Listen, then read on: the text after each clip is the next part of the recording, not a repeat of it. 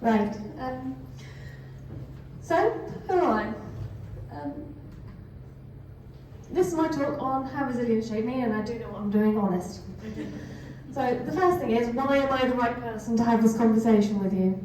I've had about 19 years experience in the industry. I've had highs and lows, and ultimately in that time, I've found the most important thing that I've had to learn is to be resilient. The industry is not going to change overnight, so therefore we've got to make sure that we change to fit in it. There's a photo of me. That's a much more accurate photo of what I am like. Many years ago, I met my husband. And for the first probably 10 years we were together, I've got about probably 10 photos of me and him. I was worried about my double chin, I was worried about my flab, I was worried about everything else to do with how I looked and how people would look at me. So I decided I would turn the camera on. I would start looking into, I can hear myself. I realised that the important part was to have the memories. It was important for me to see the photos and be able to look back and not just see pictures of my husband. I have a penguin. He's not with me, I actually left him in my car. I accidentally left him there and I've got the alert on my phone and everything. But what ended up happening is, in order to prove I was at a place, I would take a photo of a penguin and say, look, here's proof I was there. Because I was too scared to show me. I didn't want people to look at me and judge. I didn't want them to see that I looked the way I did, that I wear different clothing. I do wear a lot of black, sorry. And ultimately, I miss out. I've learned this only in the last probably 2 or 3 years. I take more photos like that now. Me and my husband have probably more photos of us pulling faces than we do anything else. But that's what we look like, that's what we do, and it ultimately means that it shows our personalities. And I think that's important. So 3 points I'm going to do here are diversity, ownership and pragmatism. The three themes that I think are important when it comes to resilience. So, story number 1, right. Why is it important? Diversity is essential in any industry, whether it's technical or anywhere else. There's a lovely picture there of a staircase. If you ever go into the Apple shop in either Shanghai or Boston, it may have been fixed, I don't know, so don't quote me 100%, there is a glass staircase. Please note, that staircase does not have frosting, so you can see through it. Also, if you look carefully, there is a bench underneath. Who thought that was a good idea? Was there anyone in that design room who ultimately thought, if I went down there in a skirt, someone's going to see up there? Who thought that was appropriate to put a seating area underneath? We need diversity in order to get what we need out of design. To get the best solutions, we need to have diversity. The next one is, this is where I buggered up. When I was younger, I thought I was wonderful. I knew everything. I knew everything to do with front-end and back-end technologies. I thought I was God's gift to technology. I even went into an interview and said, yes, I'm an expert in all of them. I got that job with me. But I then went into a job where I had to run a project of changing a language from something called Centuria, which no one's probably heard of because the only guy who knew it has now retired. And I had to move it into .NET. In doing that, what I ended up doing was getting a junior developer to do the design work, thinking, well, it's the part I'm not that interested in. He came up with a design that was, I thought, retro. Ultimately, I looked at his designs and thought, it looks like something an Amiga 500 would do, and yes, I am showing my age. But that Amiga 500 style was what was coming in. It was when we were going from Windows 7 to Windows 8. We went from what I thought was amazing, wonderfully detailed and lots of pixels in the icons, to all of a sudden we'd gone to what I thought looked a bit crap. And I said this, I told him, I don't think it's a good design, it looks like something I could have done on the Amiga. And he stood his ground. He was very much resilient against me, even though he was fresh out of university. He he was resilient and stood his ground, and quite rightly, because what he came up with was better than anything I could have. Because he was resilient, and yes, it's a man, but he was able to kind of look at me and go, that's not right, that's not what I want to do. I wasn't paying attention to what was coming up in UX, he was, so I should have listened in the first place. But ultimately, that's kind of what I think is important. We need to listen to each other and sometimes step back and go, okay, yeah, I was a dickhead, but ultimately we've got a better solution out of it as well. So, ownership. First thing I find is when you go into a job, you are the person they have hired, they have interviewed you. The chances are they've probably interviewed a dozen other people as well. They've chosen you out of everybody.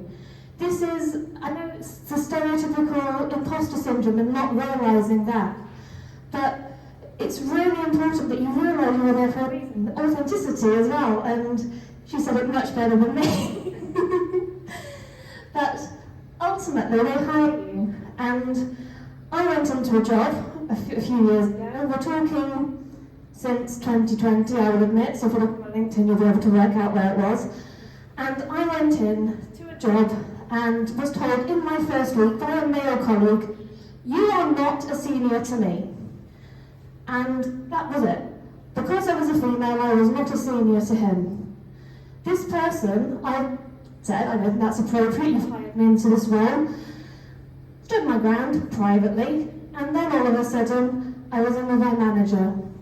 With my manager, I got a bollocking. Apparently I'd upset him. Because I'd asked him to not be sexist, I basically upset the poor person. I explained why. I showed screenshots of what he'd said. I gave her examples of what happened. And what ultimately happened was I ended up being reprimanded for this, and I had to stand for what's happening. I then had a design that I came up with. It was considered to be too complex because it was too much work to do for a certain aspect. My design was the one that ultimately was done, because the original design by said man was what didn't work. He was trying to run a Lambda for more than 20 minutes, and if you're a developer, you'll understand that's not possible. He wondered why it didn't work. Unfortunately, at this point in this company, you would think that I could turn around and go, I told you so. I can't, because I'm female. And that doesn't work in this industry, unfortunately, a lot of the time. I had to see this person get an award within the company for my work, for my design. And that ultimately sucks. And it's why it's important. In the same company, right, I don't use pictures for my prompts, I'm afraid. In the same company, I ultimately decided that what I needed to do was just get my work done. So I found, and I learned this, what you do is men, no offence poor men here, you're actually quite easy to use as puppets. If I say enough words to you, the chances are you'll start repeating them with your own voice. At that point, it'll be listened to. I learned that this was my way of getting what needed to be done out there. And I accepted this, I accepted that this was my way to get the right solution at that workplace. And it worked. I actually ended up getting some amazing work done, and I had an amazing manager who, at the end of one of the conversations, literally a really, really long email chain, with my manager included, saying, oh, I just want to make sure that Angela gets the credit here because she's the one who actually found the problem and came with a solution, even though he was the one saying the words. And that's going more into your talk on allies, but ultimately, by being resilient and just kind of going, right, I'm going to get this done in any way, because that's me. I just want to get the work done. I swallowed my ego, I didn't want to get the credit anymore. I just wanted to make sure that the right things were done. And they were. And all of a sudden I was so much happier in my job, because it was more important to me that the work was right and the people who mattered actually had recognised this. And at the same job I made a mistake. I made a big boo-boo. Ownership is massively important when it comes to resilience. We all make mistakes. Let's learn from each other's mistakes. I caused a zombie apocalypse. I accidentally, okay, not quite accidentally, I'm very good at my job. I managed to delete about 20 million customer records once. But not just that, I obliterated them. There was no way they were getting any of that data back. The problem was, the list that was there, that I was given, please delete this 20 million customers, I was given a list, I put back and said, no, I shouldn't do that, I don't think that's right. Are we sure where's the information come from? Shut up and do it. Are we sure? Got it in writing, so that's all good. I did it well. I obliterated 20 million customers and 2 million of them apparently were still current. I apologise if any of you are one of those people. I'm not going to say where I was, but ultimately I made a huge mistake.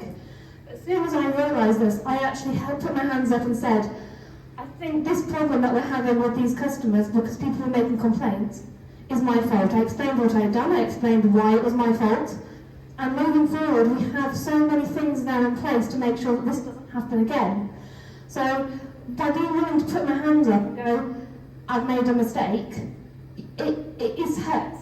It bloody hurts to turn around and go, I've made a huge mistake that could potentially cost you lots and lots of money. But by admitting it, we learn, but also by calling it the zombie apocalypse, it massively means that you're not lessening the blow of what it is, but at least you're making it memorable and you're making sure that moving forward, it doesn't happen again and that you obviously do learn from it. Oh, the last one. Right, so the other thing about pragmatism is sometimes the right thing to do is leave. I have left so many jobs because you've got to accept sometimes things will change. I will openly admit I have worked for places before where I have not been given the respect I needed because I was female. I've worked at a place where when I started, every decision I made was sent to my predecessor, who was male, and when the owner of the business came up to the room after their website went down, he went round the room and like, oh, you're a man, hi, I'm going to talk to you. He went to my most junior member of staff, poor bloke. I was in the loo. But what ended up happening was I walked into that room afterwards and turned around and said to him, no, look, I'm the person you should be blaming.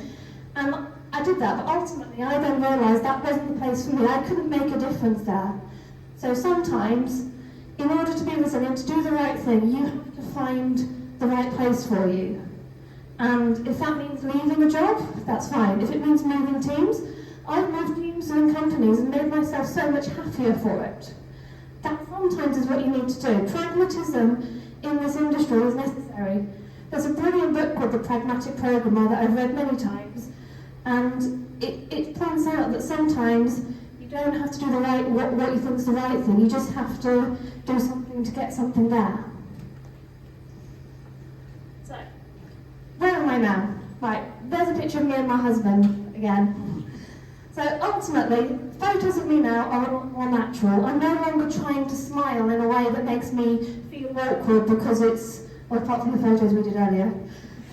But I don't tend to do posed photos anymore because it's not natural. So I've learned that in order for me to understand that and to be able to put myself out there, I've got to put faces. This was literally me after pointing out my husband hadn't greeted me with, "You're my wife now," which is what he used to say to me many, many times before we got married. And yet when we got married, it took him about half a day to realise he could actually say that.